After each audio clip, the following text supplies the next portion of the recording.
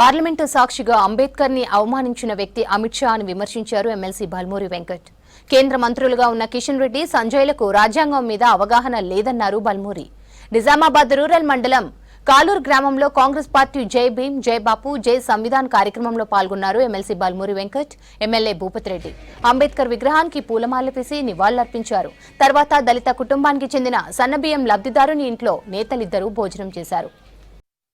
నిండు పార్లమెంట్ సాక్షిగా డాక్టర్ బాబాసాహెబ్ అంబేద్కర్ గారిని దేవుడా అని చెప్పని అవమానించిన అమిత్ షా మాట్లాడుతున్నప్పుడు అదే పార్లమెంట్లో ఉన్న స్థానిక ఎంపీ గుండు ఏదైతే సంబంధించి ధర్మపురి అరవింద్ కానీ కేంద్ర మంత్రులుగా ఉన్న కిషన్ రెడ్డి, బండి సంజయ్ కనీసం నోరు మెదపలే.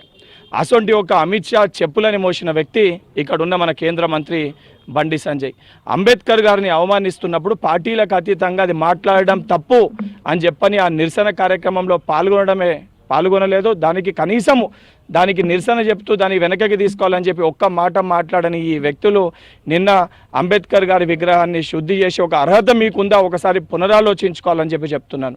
ఈరోజు భారతదేశంలో ఎవరన్నా అంబేద్కర్ గారి వారసుడు లెక్క ఉన్నారంటే అది రాహుల్ గాంధీ గారే. అంబేద్కర్ గారి సిద్ధాంతాలని, అంబేద్కర్ గారి ఆశయాల్ని క్షేత్రస్థాయిలో ఇటు కన్యాకుమారికి వెళ్ళి కాశ్మీర్ వరకు తిరిగి అందరికి కూడా ఏదైతే రిజర్వేషన్ కల్పించాలి, అందరికి కూడా సమాన హక్కులు కల్పించాలని చెప్పని, అంబేద్కర్ గారి విధి విధానాల్ని అమలు చేయాలని చెప్పని, తను ప్రధానమంత్రి అయ్యే అవకాశం ఉన్నా కూడా తన ప్రధానమంత్రి అవకాశాన్ని కూడా వదులుకున్న వ్యక్తి రాహుల్ గాంధీ గారు.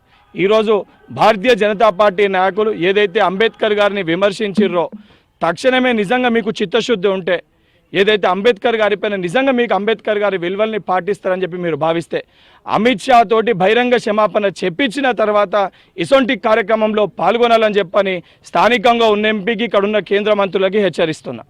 సన్నబియ్యం కార్యక్రమం ఏదైతుందో పేద ప్రజలు అందరూ కూడా బడుగు బలహీన వర్గాలు అందరూ కూడా ఒకే రకమైన అన్నం తినాలి, ఆ రకమైన పౌష్టిక ఆహారాన్ని అందించాలి, ఆ రకమైన ఒక బియ్యాన్ని పంపిణీ చేయాలి ప్రభుత్వ పక్షానని చెప్పి గౌరవ ముఖ్యమంత్రి రేవంత్ రెడ్డి గారు ఎన్నికల హామీలలో వారు చాలా స్పష్టంగా చెప్పడం జరిగింది. నేను తినే బియ్యమే ప్రతి ఒక్కరు కూడా తినాలి, ఏదైతే ప్రతి ఒక్కరి ఇంట్లో ఒకటే రకమైన బియ్యం ఏదైతే వండాలనే ఒక ఉద్దేశంతో, ఒక దృఢ సంకల్పంతో ఈరోజు సన్నబియ్య కార్యక్రమాన్ని రాష్ట్ర స్థాయిలో ప్రతి చోట కూడా ప్రభుత్వము సన్నబియ్యాన్ని పంచిపెడుతుంది.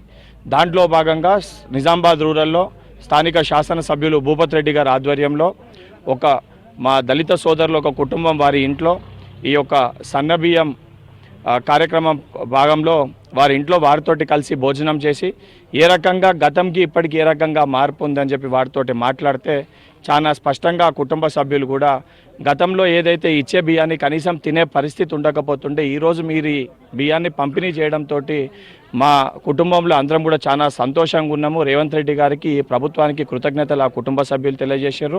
ఒక ఎమ్మెల్సీగా కాకుండా తెలంగాణ ఒక బిడ్డగా గౌరవ ముఖ్యమంత్రి రేవంత్ రెడ్డి గారికి, కాంగ్రెస్ ప్రభుత్వానికి ఏదైతే ఇంత చక్కటి కార్యక్రమం ఈరోజు ఈ కార్యక్రమాన్ని విమర్శించడానికి భారతీయ జనతా పార్టీ నాయకులు కూడా కొంతమంది మేము కూడా డబ్బు ఇస్తున్నామని చెప్పి వారు మాట్లాడుతారు.